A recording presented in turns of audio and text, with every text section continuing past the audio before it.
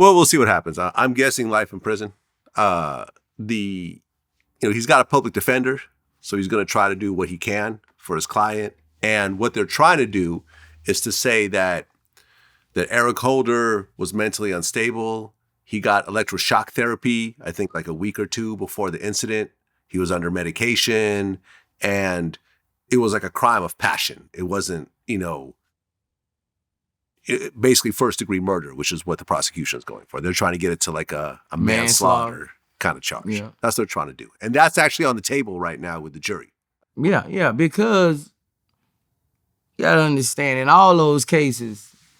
Intentional manslaughter is actually what's on the table right now, to be specific. In all those cases, they're gonna bring manslaughter. It's like the cop-out. Which is bullshit, right? Manslaughter means I accidentally killed somebody. I didn't. Manslaughter, it means you killed somebody in rage. It means you killed somebody in a crime of passion. That's what it means. Right. You killed somebody in a crime of passion or rage or jealousy or thing your emotions made you do it. But and a lot of people walk like that. So I don't believe in the prison system. That's why I told you to let life shit that doesn't mean. Yeah, and I think, from Cowboy, and I know you don't want to comment on it, but I'm just gonna just put this in.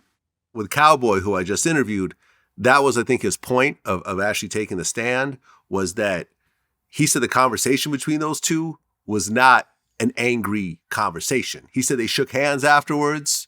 He went and got, the dude, Eric, went and got his food, and he went back to his car, and they figured that there was no danger as everything else like that.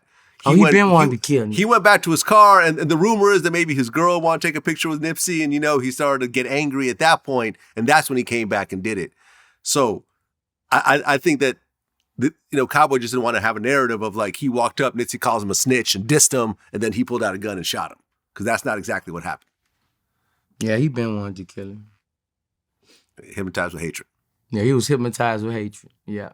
Oh, everywhere he go, you see Nipsey. He go get a hamburger, you see him. Right. He look to the right, all you see is Crenshaw Nipsey shirts. I know, right? He was hypnotized.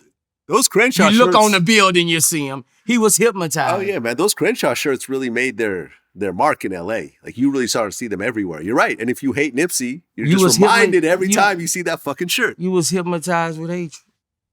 It's a shame, man. I interviewed Nipsey once. I ran into him a couple times. We've had conversations.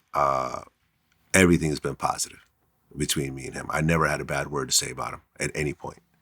Man, you got to know him, I think, a little better than I did. We never had phone conversations and so forth, so I'm sorry if you're a loss.